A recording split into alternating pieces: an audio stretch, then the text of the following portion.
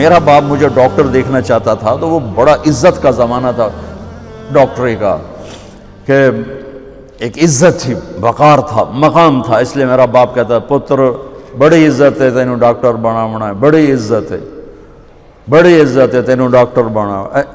اچھا، وہ دیہاتی آدمی تھے، دو باتیں کہتے تھے، بڑی عزت ہے بڑا پیسہ ہے، بڑی عزت ہے بڑا پیسہ۔ وہ اللہ نے پہلے ہی دیا ہوا تھا، لیکن وہ پیسے کا ذوق کس کو نہیں ہے، کس کو شوق نہیں، میرا پوتر تینوں ڈاکٹر بناونا ہے، بڑی عزت بڑا۔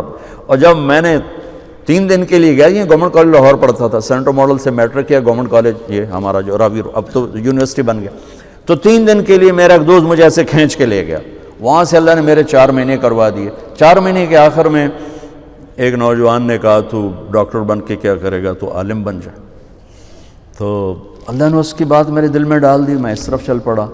جب میں نے گھر آ کے بتایا تو میرے باپ، اچھا اس دور میں ڈاکٹر ایک قداور شخصیت تھی اور مولوی ایک پست ترین گندگی کا کیڑا، یہ کیفیت تھی۔ اور ہمارے دیہاتی ماحول میں مولوی کمی ہوتا تھا، کمی، جیسے لوہار، کمہار، دھوبی، ایسے مولوی کا سٹیٹس کمی کا تھا۔ تو میرا باپ کہے تو کمی بڑوں ہیں، تو میری نک وڈھاؤں ہیں، تو کرو کی ہیں، تو مینوں کسے پاسے ران دیونا ہے، جیون دیونا ہے کہ نہیں جیون دیونا۔ سارے علاقے دے ذمہ دار جو ہیں مینوں لانتاں کریں دیں کہ تیرا پوتر تو مولوی بندا پیا دا، بن سی کی۔ تو 23 نومبر 1972 صبح 8-9 بجے کا ٹائم تھا، میرے باپ گھر میں آئے، وہ ذمہ داروں والی چادر پہنی ہوئی بڑی اور چولا کھلا، پگڑی کھول کے یہاں رکھی ہوئی، تو مجھے دیکھتے ایک دم غصے میں آ گیا، یہ تو مولوی بننا ہے تو میرے گھر چوں نکل جائے، زور سے کہا، یہ تو مولوی بننا ہے تو میرے گھر چوں نکل جائے۔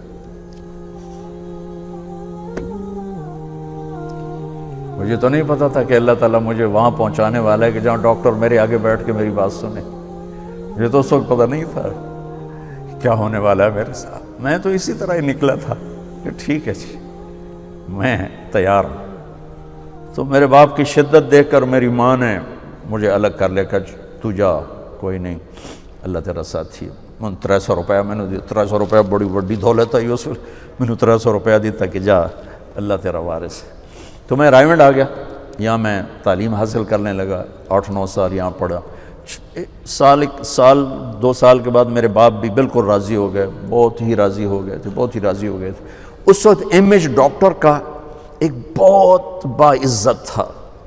میں ہاتھ جوڑ کے رو کے کہتا ہوں کہ اب ڈاکٹر ایک کاروباری نظر آتا ہے،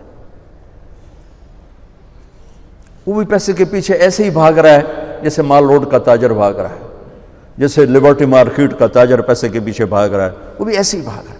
کوئی جائز کمائی، جائز محنت کا صلہ لینا کوئی منع تھوڑا ہے، وہ آپ کے رزق حلال ہے۔ میں کینیڈا میں گیا ہوا تھا، میرے یہ سر درد بہت شدید ہوتا ہے، تو وہاں وہ بوٹاکس نیا طریقہ اور ٹیکے لگاتے ہیں، تو کچھ دن گزر جاتے ہیں، تو مجھے پتہ نہیں تھا یہاں کوئی لگاتا ہے کہ نہیں لگاتا، تو میں کینیڈا گیا، وہ جاننے والے ڈاکٹر تھے پاکستانی، تو پارکنسن کے 5 بڑے ڈاکٹروں میں ایک ان کا نام آتا ہے۔ تو وہ ان کے کلینک میں بیٹھا ہوا تھا اور بات چلتے چلتے تو یہ ایسی ایک پینسل پڑی ہوئی تھی ان کے ٹیبل پر، تو وہ یوں پینسل اٹھا کے مجھ سے کہنے لگے مولانا یہ ایک پینسل میں کسی کمپنی کے ایجنٹ سے لے لوں تو میں بلیک لسٹ۔ مسیحا بنے، اللہ کی قسم مریضوں کی دعائیں آپ کی نسلوں کو نہال کر دیں گی۔ اگر آپ صرف تاجر بن گئے تو ٹھیک ہے 4 پیسے تسی وٹ لینے میں، لیکن پتہ نہیں آگے نسلوں کا کیا ہوگا۔ اور اگر آپ مسیحا بنے، ڈاکٹر بنے، مریضوں کی دعائیں لیں، پشتیں آپ کی اس کو بیٹھ کے کھائیں کہ دکھی کی دعا اللہ کے عرش کو ہلا دیتے اور درد مند کی دعا فرشتوں کو رلا دیتے۔ اب وہ ہستیاں ہیں جو درد مندوں کی دعائیں روزانہ لے سکتے اور صرف آج کا دن نہیں گزار سکتے، آپ اپنی نسلوں کو خوبصورت فیوچر دے کے جا سکتے کہ دعاؤں کی طاقت موت کے بعد بھی چلتی رہتی۔